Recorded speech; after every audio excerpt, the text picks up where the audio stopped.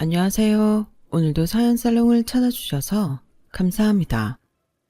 저는 30대 중반의 지방 도시에 사는 여성이에요. 디자인과를 나와서 의류회사를 다니다가 퇴사 후 제가 디자인하고 만든 옷을 온라인에서 판매하고 있어요. 만나는 남자도 없고 결혼 생각도 없어요. 남자를 만나고 싶은 마음도 없고요. 좀 더 시간이 지나면 다시 만나볼 용기가 생길지는 모르겠네요. 사연을 들어보니 저처럼 남자에 대었던 분들이 많은 것 같아서 공감을 얻고 싶어 이렇게 제 이야기를 보내게 됐어요. 실은 제가 아예 결혼 생각을 안 했던 건 아니고 식장 잡고 혼수 준비하고 결혼 2달 남겨놓은 상황에서 남자가 뒤통수를 때리는 바람에 파혼한 적이 있거든요. 그 때문에 웨딩 플래너 업체에 위약금을 내고 혼수 준비했던 걸 물리느라 애를 먹었었죠. 하지만 금전적 손해보다 더 마음이 쓰린 건 역시 배신감인 것 같아요. 파혼을 한 건 벌써 2년이 되어가네요. 저는 그 사람하고 바리스타 학원을 다니면서 만났어요. 같은 지역이고 제 작업실이 있는 곳과 그 사람 원룸이 멀지 않은 데에 있어서 더 빨리 친해졌던 것 같아요. 사귄 건 한 1년 반 정도였고 바리스타 자격증 빨리 딴다고 동네 아는 언니 카페 쉬는 날에 가서 같이 열심히 연습하다가 정이 들었었네요. 저는 바리스타 자격증을 땄지만 그 사람은 떨어지고 말았는데요. 그게 시험날 아침 늦잠을 자서 너무 늦게 온 거 있죠. 좀 어이없기도 하고 멍하게 당황하는 모습이 귀엽게 느껴졌어요. 축하해요, 혜리씨. 나도 꼭 따고 싶었는데 다음을 기약해야 되겠네요. 고마워요. 근데 찬우씨는 바리스타 자격증 왜 따요? 전부터 궁금했어요. 회사도 이쪽하고 전혀 관계없는 데 다니지 않아요?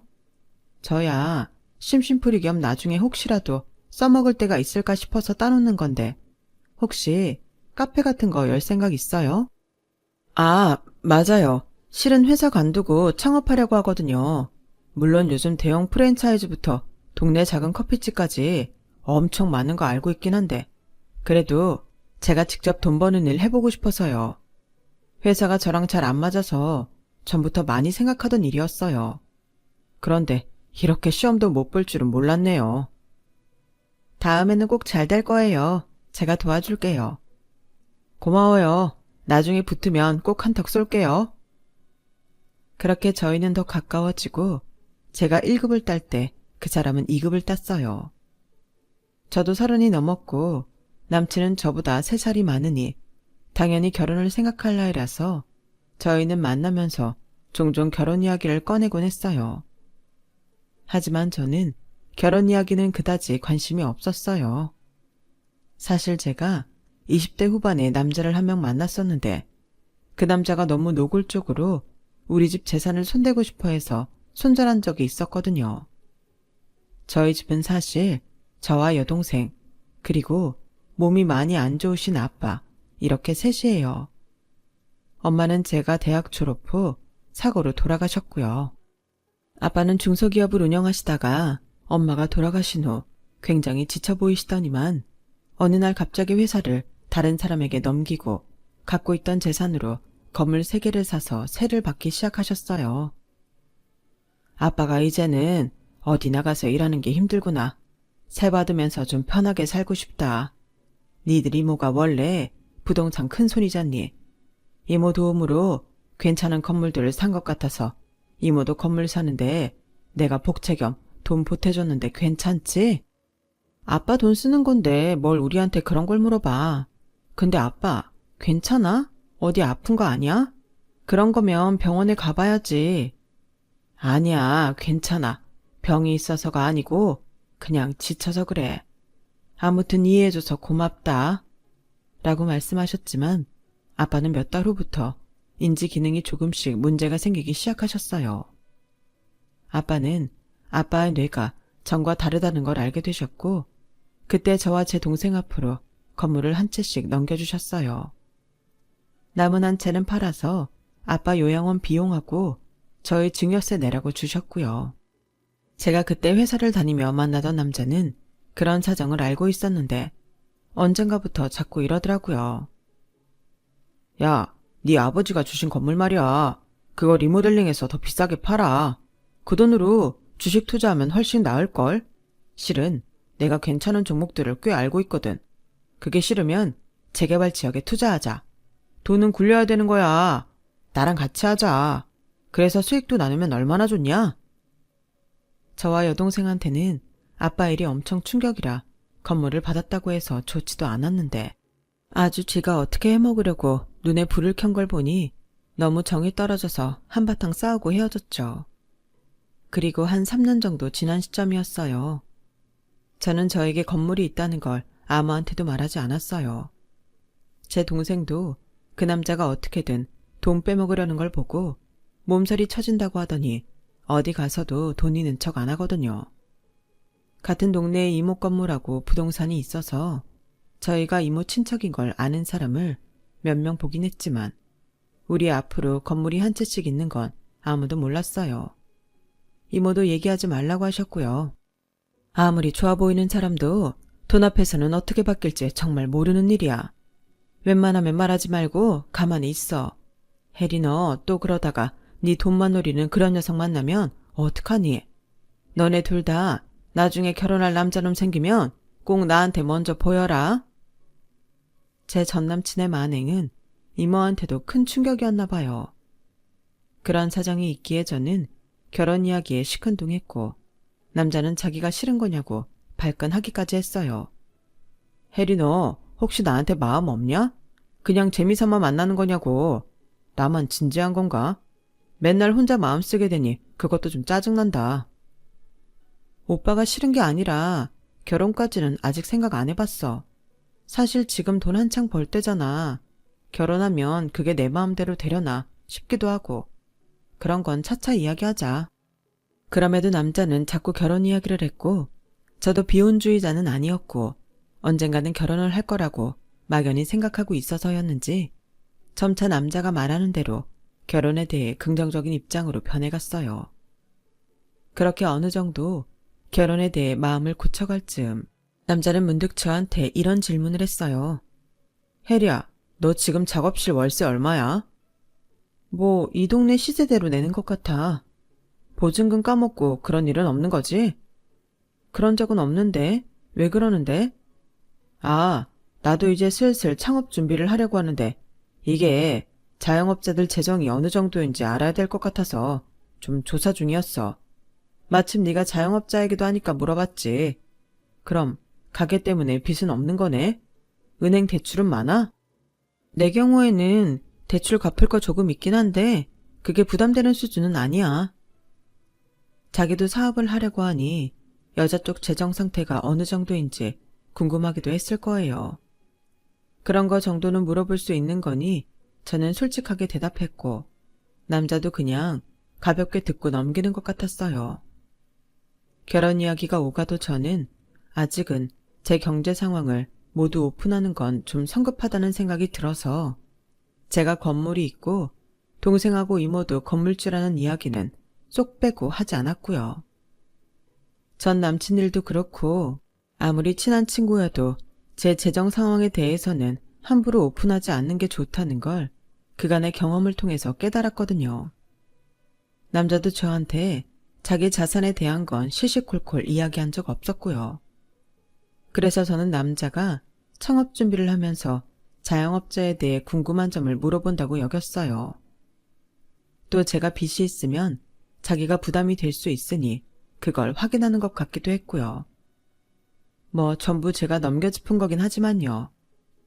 사실 남자는 제가 자기를 얼마나 도와줄 수 있는지 계산했던 거였는데 말이죠. 남자는 얼마 안 가서 가게를 계약한다며 저보고 같이 가달라고 하더라고요. 저는 이모가 부동산을 하고 있었지만 굳이 남자한테 우리 이모한테 가자고 하지 않았어요. 부동산에 들어가니 이미 남자가 들어갈 가게의 건물 주인이 와서 기다리고 있더라고요. 남자는 사인하기 전에 저한테 계약서를 보여주며 이 정도면 괜찮은 거냐고 물어봤어요. 가게 시세 같은 건 여기 다 비슷해. 크게 문제 될 것도 없고 진짜 문제는 오빠가 가게 인테리어 시공 맡길 곳이나 원두 받아올 곳 기계 설치 이런 거 아니겠어? 그런 거에서 잘못하면 호구되고 쉽지. 이 가게는 그럴 일 없어. 제가 그런 말을 하고 있는데 건물 주인 아줌마가 계속 저를 빤히 보다가 이러는 거였어요. 아가씨, 혹시 땡땡 부동산 조카 아니야? 거기 여자 사장님 이선영 씨 맞지? 저희 이모를 아세요? 아우, 알다마다. 여기랑 그 부동산이랑 내가 제일 많이 거래하는데. 내가 아가씨 부동산에 온 거 몇 번 봐서 익숙한데. 아가씨는 나 생각 안 나? 그러고 보니 뵀던 것 같아요. 죄송해요. 몰라 뵀어요. 괜찮아. 그럴 수 있지. 근데 누구야? 이 사람하고 아주 친한 것 같은데. 아, 그게요. 저는 이모한테도 아직 남친에 대해 정확히 말한 적이 없어서 얘기를 해야 하나 망설였어요. 그때 남친이 먼저 나서더라고요. 네, 제 여자친구예요. 저희 결혼할 거고요. 어머, 그랬구나. 몰랐네. 계약을 하고 나온 남친은 저한테 따지듯 말했어요.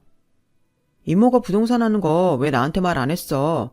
아니, 이모님한테 갔으면 마음도 놓이고 헐 좋았을 것 같은데 왜 가만히 있었던 거야? 내가 가게 찾느라 엄청 신경 쓴 거 알잖아. 이건 우리 일이니까 그랬지. 사실 이모가 아신다고 해도 별로 다를 거 없어.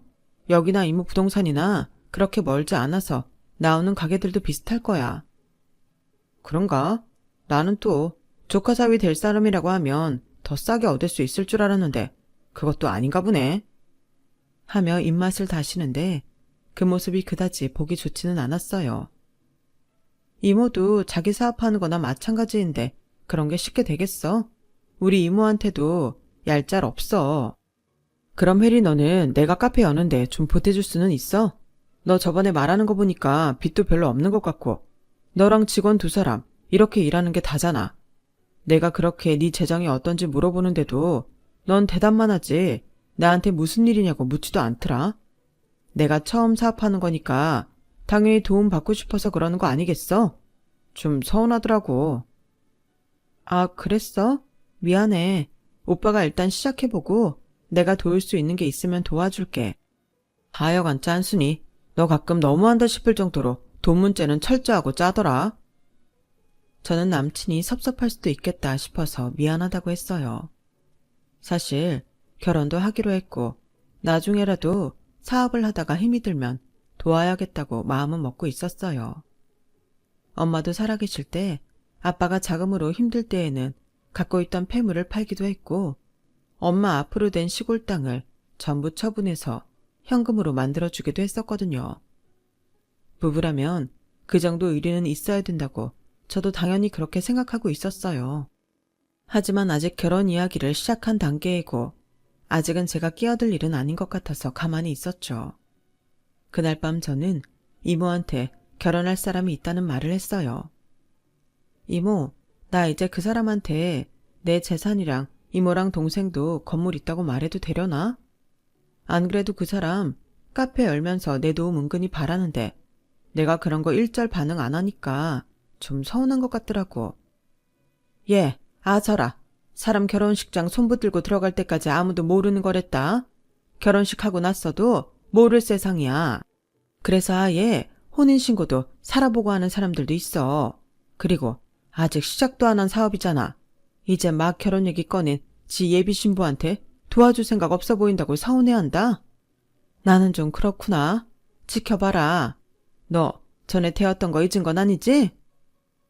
그래 언니. 나 사실 언니가 그 사람하고 카페에서 같이 바리스타 시험 보기 전에 연습하는 거 봤는데 그다지 믿음직스러워 보이지 않더라고. 야, 그건 너무 넘겨주고 궁예하는 거잖아. 언니, 사람이 인상이라는 게 왜 중요한데 평소 마음가짐이 어느 정도는 얼굴에 나오는 거야. 아무튼 난 그닥인데 결혼은 언니가 결정하는 거니까 그래도 좀 생각해봐. 이모와 동생은 남자를 좋게 생각하는 것 같지 않았어요. 하지만 저는 제가 외로울 때 말동무가 되어주고 가까워진 사람이라 그런지 자꾸 좋게 보고만 싶더라고요. 그런데 다음 날 남자가 전화를 해서 느닷없이 자기네 집에 오라고 하는 거였어요. 부모님이 너 얼른 인사 오라고 하셔. 이번 금요일 어떠냐고 하시는데 너 괜찮지? 너 금요일 일 끝나고 별일 없잖아. 금요일이면 내일 모레인데 너무 빠르지 않아? 아무 준비도 못했는데 갑작스러운데? 준비는 지금부터 하면 되는 거지. 엄마 아빠한테는 너 올 거라고 했단 말이야.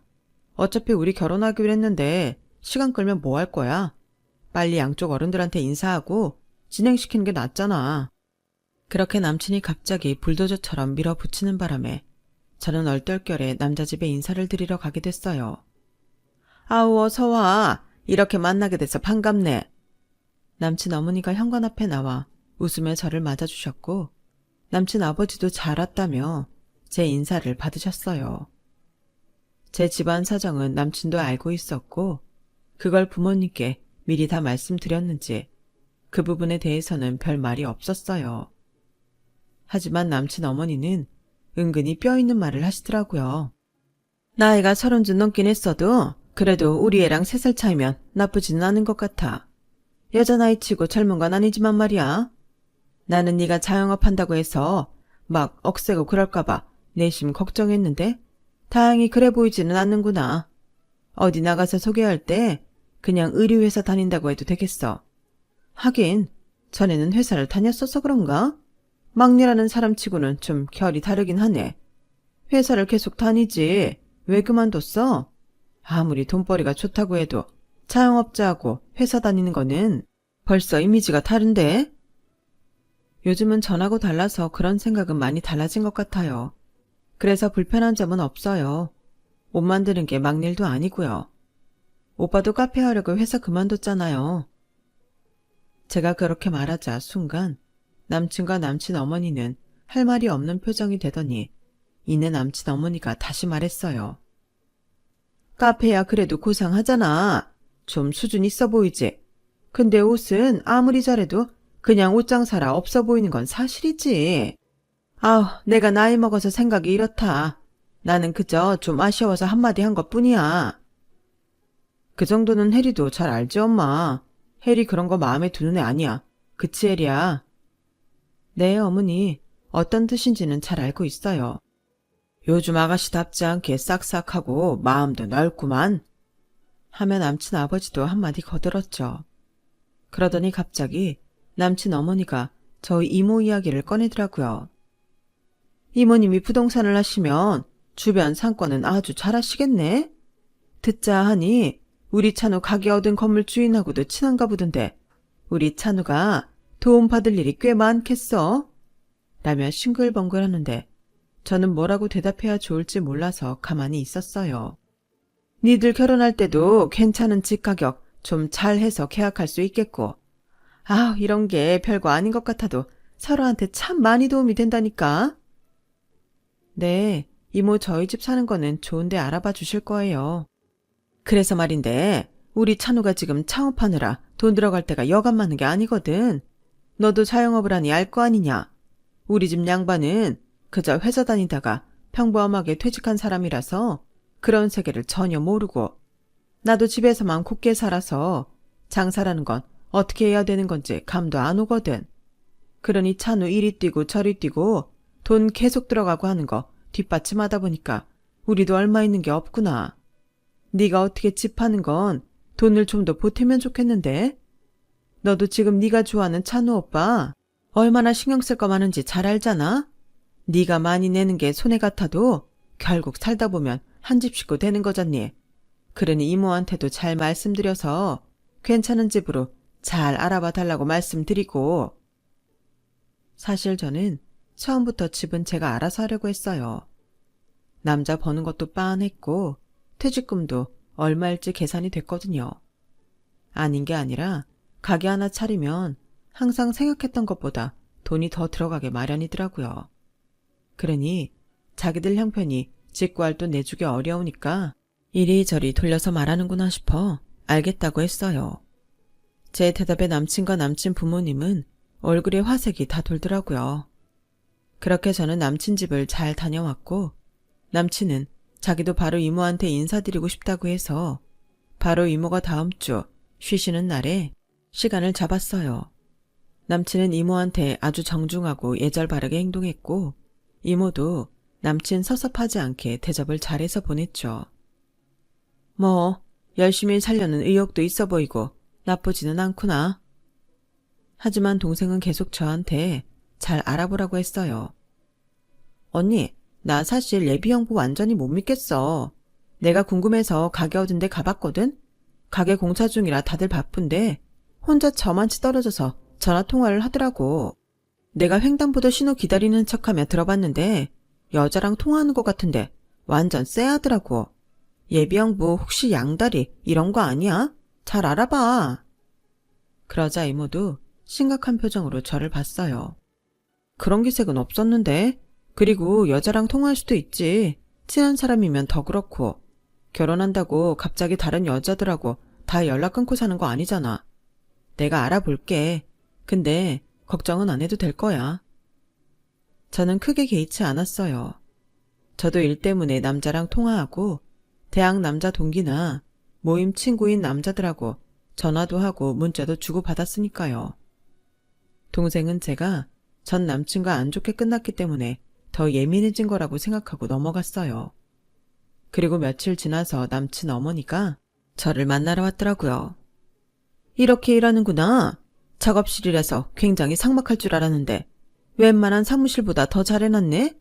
직접 보니 마음이 놓이는 부분도 있긴 하네. 그런데 말이야, 니네 아버지 요양병원에 계시다고 했지? 저는 갑자기 아버지 이야기를 꺼내는 게 상견례와 결혼식에 오실 수 있나 물어보는 건 줄 알았어요. 네, 아마 상견례랑 결혼식은 참석 못하실 거예요. 많이 아프셔서 요양병원에서 나오지 못하시거든요. 나중에 저랑 오빠 둘이서 인사만 드리러 갈 생각인데 만날 수 있을지는 잘 모르겠어요. 그래, 딸 결혼하는데 못 보시니 그것도 참 안타깝구나.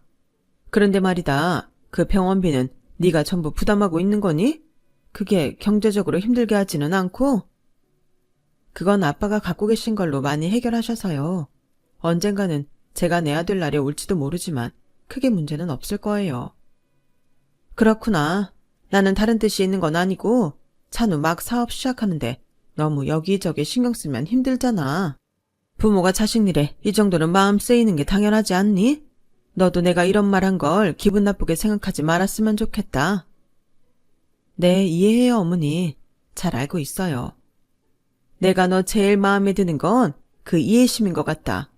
그래, 사람이 갖춰진 게 없으면 마음 씀씀이라도 좋아야 되는 거야. 참 은근히 사람 깔아뭉개는 데는 일가견이 있다 싶었지만 저 정도 잔소리 가지고 발끈하지는 말자는 마음에 저는 그냥 웃으며 넘어갔어요. 그리고 상견례 후에 결혼 준비를 시작했는데 어째 남친 쪽 태도가 전과는 좀 다르더라고요. 남친은 계속 이모가 우리 신혼집을 어느 정도까지 해줄 수 있냐고 물어봤어요. 이모님이 집만 어떻게 해결해 주시면 좋을 것 같은데 우리 엄마가 상견례 때도 이모님이 집 해주신다는 말을 안 하셨다고 좀 언짢아 하셔. 이모님하고 집 문제 얘기해봤어? 집을 이모가 왜 해줘? 그냥 좋은 집을 소개해 주실 수는 있지. 상견례 날에도 시어머니 좋은 집 소개해달라고 하셨고 이모도 내가 제일 깨끗한 신축으로 알아봐서 우리 보여준다고 하셨잖아. 그게 그 뜻이 아니잖아. 그러면 친정 부모 되시는 분으로서 집은 제게 맡겨달라고 하실 거라고 믿은 거지. 안 그래도 어머님이 오빠가 집 사는데 돈 많이 못 보탤 것 같다고 내가 좀 어떻게 해보라고 하셨어. 그래서 알겠다고 했고 그건 내가 하겠다고 한 거지 이모가 해주시겠다는 건 아니잖아. 이모가 해주길 원했으면 그렇게 말을 했어야지. 왜 사람 헷갈리게 해? 아니 그 정도 말했으면 웬만하면 해주지 않나? 너 누구 닮아서 이렇게 짠순이인가 했더니 니네 엄마 쪽이 그런가 보다. 뭐? 지금 우리 엄마 얘기가 왜 나와? 아니 어머님 아버님도 우리 집 사는데 돈 못 보태시는데 우리 이모가 집을 해줘야 한다는 거야? 아 됐어. 내가 창업하다 보니 이렇게 된 건데 괜히 신세 촬영하고 그렇다. 네가 집을 마련해봤자 얼마나 괜찮은 걸 하겠냐. 남친은 이 말을 중얼대며 혼잣말처럼 했지만 저는 똑똑히 들었어요. 하지만 못 들은 척하고 집은 내 수중에 있는 돈에서 수준에 맞게 하겠다고만 했죠. 안 그래도 남친 어머니가 식장도 잡기 전에 혼수부터 보러 다니자며 저 일도 못하게 여기저기 끌고 다녀서 너무 피곤했거든요. 자기는 돈이 없다며 아무것도 못하겠다면서 저한테는 바라는 게 많은 것 같아 화가 났다가도 남친이 카페 오픈 준비하느라 바쁜 걸 보면 제가 이해심이 없는 것 같아 참고 넘어가기를 반복했어요. 집 문제도 남친이 카페의 예상보다 돈이 더 들어가면서 신경이 예민해져서 짜증을 내나 보다 하며 어떻게든 좋게 생각하려 했고요. 그러다가 이모가 좋은 집이 나왔다며 저랑 남친이 언제 보러 갈 수 있는지 물어보셨어요. 저는 남친한테 집 언제 보러 갈 거냐고 문자를 보냈는데 남친은 확인을 하고도 답이 없었어요. 전화를 해도 받지 않길래 카페 공사 때문에 바쁜가 싶어서 작업이 끝난 다음 나가고 있었거든요. 그런데 남친 어머니한테서 연락이 왔더라고요. 네, 이모님이 보여주신다는 집이 아파트니 빌라니? 아파트예요. 27평대이고요. 27평? 그래? 일단 좀 미루면 안 되겠니? 내가 몰랐는데 내 친구 중에 아들이 부동산 하는 애가 있다는 거야. 걔 말로는 신축 준공 떨어지고 역세권인 아파트 괜찮은 거 나올 때가 있다고 하더라. 그러니까 그 집은 그쪽에서 보여주는 거 보고서 결정하자. 어머니, 그럼 이모님이 보여주시는 집도 봐두면 좋지 않을까요? 거기 아파트를 언제 보러 가게 될지 모르는데 그러다가 결혼하고 들어갈지 못 찾으면 어떡해요. 이제 결혼식 2달 정도 남았는데요. 그러니까 말이다. 어떻게 이모님은 지금까지 집을 못 찾으셨다니? 니네 이모님 기다리다가 이렇게 된 거잖아. 집을 사주시는 것도 아니면서 뭘 그렇게 뜸을 들인대니? 이모도 좋은 집 찾아주시려다가 그러신 건데요. 이해를 해주셔야죠. 아, 모르겠고 아무튼 일단 안 본다고 해. 뭐 30평 넘는 것도 아니고 고작 27평짜리 소개해주면서 그렇게 시간을 잡아먹었는지 원. 그것뿐 아니라 남친은 웨딩 플래너와 약속한 것도 자꾸 어기고 전화 연락도 제대로 되지 않았어요.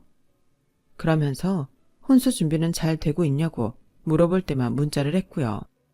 뭔가 수상한 것 같은 느낌이 들 때 문득 동생이 말했던 게 떠올랐어요.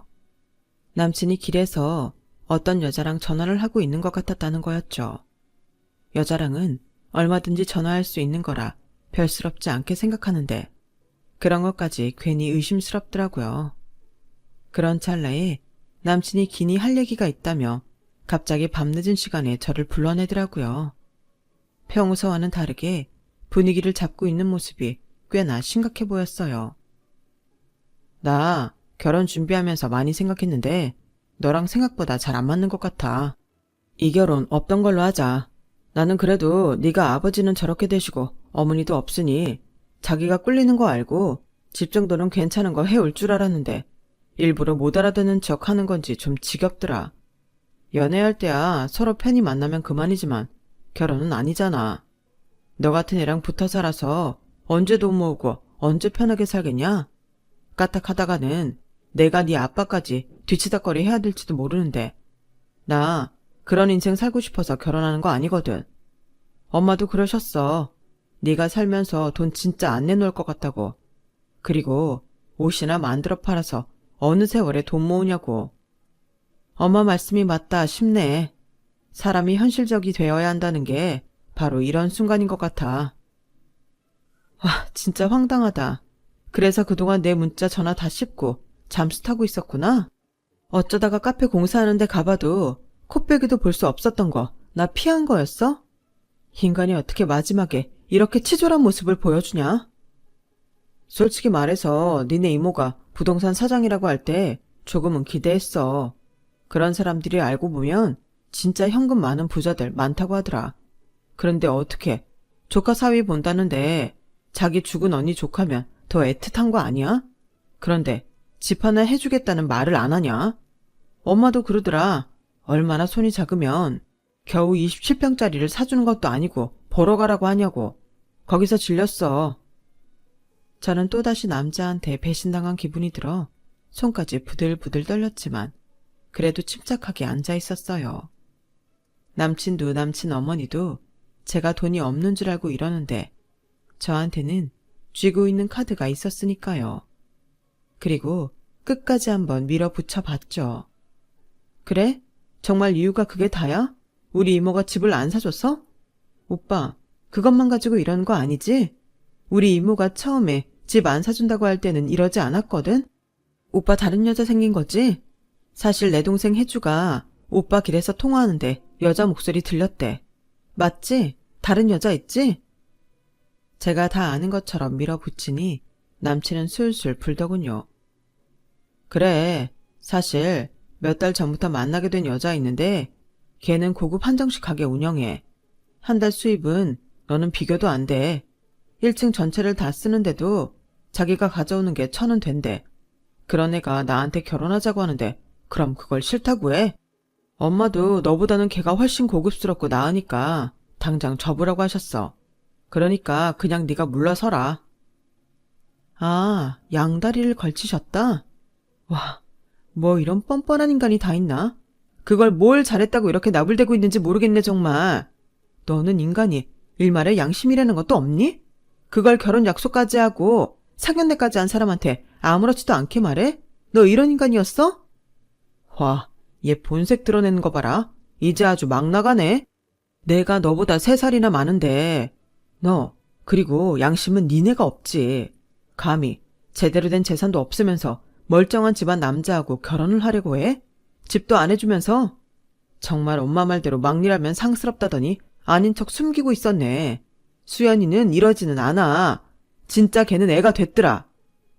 저는 남친이 무심코 내뱉은 여자 이름에 어째 감이 오는 게 있었어요. 여자 이름이 수연이야? 고급 한정식집하고? 건물 1층 전체 다 쓰고? 그래, 거기가 유명하긴 한가 보다. 너도 아는 거 보니.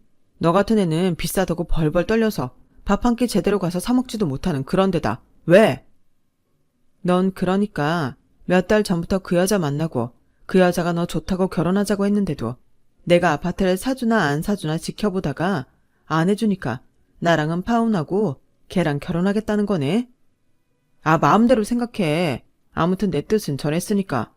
웨딩 플래너도 정리하고 혼수 예약한 거 있으면 그것도 물리던지 네가 이고지고 살던지 알아서 해. 저는 그 마지막 말에 더는 참지 못하고 컵에 있던 물을 남친 얼굴에 확 뿌리고 일어났어요.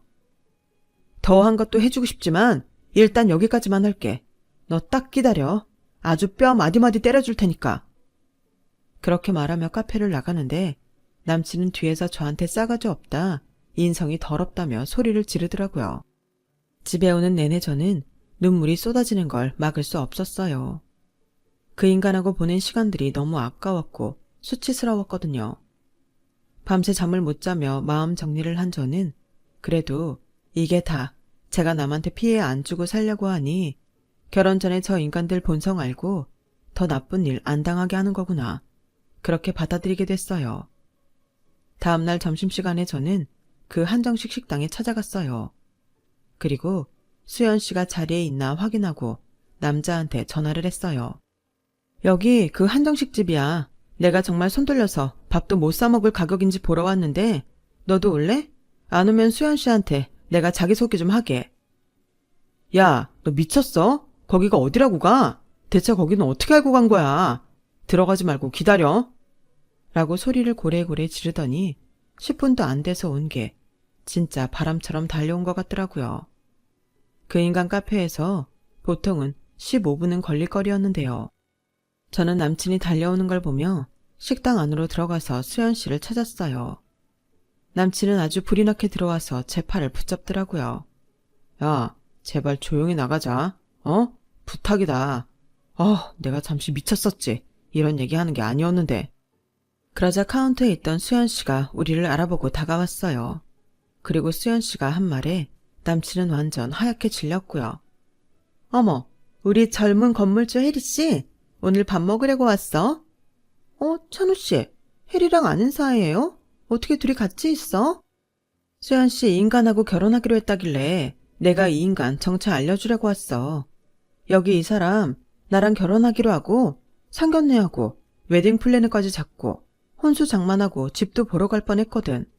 근데 우리 이모가 집을 안 사준다니까 나랑 파혼하고 수연 씨랑 결혼한다고 하네? 수연 씨가 나보다 훨씬 돈도 많이 벌고 집도 좋은 거 얻어준다면서. 나도 이 인간한테 속을 뻔했는데 수연 씨도 속으면 안 되잖아. 그래서 말인데 이 인간하고 절대 아무것도 하지 마. 내가 정말 수연 씨 생각해서 하는 얘기야. 뭐라고? 정말 혜리 씨네랑 상견례까지 했단 말이야? 찬우 씨, 이거 지금 설명해 봐요. 어떻게 된 거예요? 이제는 남친이 당황해서 어쩔 줄 모르며 제자리에서 발까지 동동 구르더라고요. 그래서 제가 남친한테 이렇게 말했죠. 너 이게 지금 어떻게 된 건지 모르겠지? 나 여기 앞건물 사장이야. 건물주라고. 네가 짐될까봐 걱정한 우리 아빠가 아프기 전에 나한테 물려주신 거야. 우리 아빠 건물 있던 거 나랑 내 동생한테 나눠주시고 이모 건물 사는 것도 보태주시고 그리고 요양병원에 들어가셨어. 아빠 병원비 돌아가실 때까지 전혀 걱정하지 않아도 돼. 수연 씨하고는 나이도 같고 둘 다 자영업하고 비슷한 처지라 알게 됐어. 이 근방 우리 또래끼리 몇 달에 한 번씩 날 잡아서 만나거든. 넌 그걸 몰랐겠지. 너 기억 안 나니? 우리가 바리스타 연습했던 카페가 저기잖아. 내 건물에 있는 거. 너도 여기 근처 돌아다니다가 수연 씨 알게 됐을 거고 나한테 했던 것처럼 친근하고 사근사근한 척하며 다가갔겠지. 좋다라고 돈 욕심 없고 사업하려고 애를 쓰는 순진한 사람처럼 가면 쓰고 내가 너 우리 단톡방에 올려서 다시는 여기 발도 못 붙이게 만든다. 그렇게 말하고 제가 나오자 남친은 저와 수연 씨를 번갈아 보다가 갑자기 뛰쳐나와서 저를 붙잡았어요. 야, 너 건물 있는 거 왜 말을 안 했어? 그런 얘기를 안 하니까 이런 문제가 생기지. 나랑 다시 얘기 좀 하자. 어? 제가 너무 기가 막혀서 그 인간 뺨을 한 대 올려치려는데 갑자기 누가 뒤에서 그 인간 뒷무릎을 팍 걷어차더라고요. 남친은 아파 죽는다고 소리를 내며 무릎을 꿇고 주저앉았고요. 바로 수연 씨였어요. 수연 씨는 씩씩대면서 남친을 노려봤어요. 나쁜 놈, 파렴치한 놈. 너 이 동네에서 또 여자 누구 치근덕대기만 해. 내가 진짜 끝까지 가서 너 얼굴도 못 들고 다니게 만들 테니까. 혜리 씨, 우리는 나중에 봐요. 나도 좀 진정할 시간이 필요해서요. 저와 수연 씨는 그렇게 땅바닥에 주저앉은 남자를 놓고 각자 헤어져 제 갈 길로 갔어요. 저는 그날 저녁 이모와 동생한테 그간에 있었던 이야기를 쭉 하고 파혼하게 됐다는 말을 했어요. 언니, 내가 뭘 했어. 그 인간 여자 있는 것 같다고 했잖아. 언니 다른 때는 똑똑하더니 왜 그렇게 남자는 잘 믿냐? 그러게, 내가 네 말도 안 듣고 결혼할 뻔한 거 하늘에 계신 엄마가 안 된다고 막아주셨나 봐. 이모, 괜히 마음 쓰게 해서 미안해. 괜찮아. 너 그런 막장 집안에 안 간 게 어디냐? 너야말로 마음 잘 다스리고 너무 속상해하지 마. 똥 밟았다 생각해버려. 진짜 똥 같은 인간들 아니겠냐? 그렇게 저희 파혼 이야기는 일단락 됐어요. 웨딩 플래너 업체에 계약한 거 돌려받지 못한 것과 혼수 취소하는 게 좀 번거로웠고 주변에도 결혼 안 하게 됐다고 알리는 게 창피했지만 그래도 결혼하고 이혼하는 것보다 나은 거다 하며 긍정적으로 생각하기로 했죠. 남친과 남친 어머니는 몇 번이고 저한테 연락하고 찾아오며 미안하다, 다시 잘해보자라고 했지만 제가 다시 찾아오면 내가 낸 위약금 받아내겠다고 하니 두 번 다시 걸음도 하지 않더라고요. 저는 그 돈 받아내느라 마주치기 싫은 사람들 보느니 그냥 제가 손해보고 마는 게 낫다고 생각했어요. 그 인간들은 끝까지 아주 말종 같은 모습만 보여줬고요. 남친은 카페를 열긴 했지만 이미 건물 상인들 사이에 양다리 걸치다가 간봤다는 게 소문이 다 나서 아무도 도와주는 사람도 없었고 장사도 잘 되지 않았어요. 얘기를 들어보니 월세도 제대로 못 내서 보증금만 까먹다가 결국은 가게를 빼고 다른 데로 갔다고 하더라고요. 하긴 저랑 수연 씨 있는 데에 무슨 낯짝으로 있겠어요. 자기도 장사 제대로 못하고 손해볼 텐데 말이죠. 그 이후 저는 지금까지 혼자 잘 지내고 있어요. 제가 하고 싶은 일 즐겁게 하면서요. 당분간은 이대로 지내면서 아빠 가끔 찾아뵙고 이모와 동생과 함께 잘 살려고 해요. 제 이야기는 여기까지예요. 끝까지 들어주신 분들 모두 행복하시고요. 언제나 건강하시고 좋은 일만 가득하시길 바랄게요. 감사합니다. 여러분, 사연 댓글에 응원과 현명한 조언 부탁드려요. 좋아요와 구독은 저에게 큰 힘이 됩니다. 오늘도 좋은 일 가득하세요.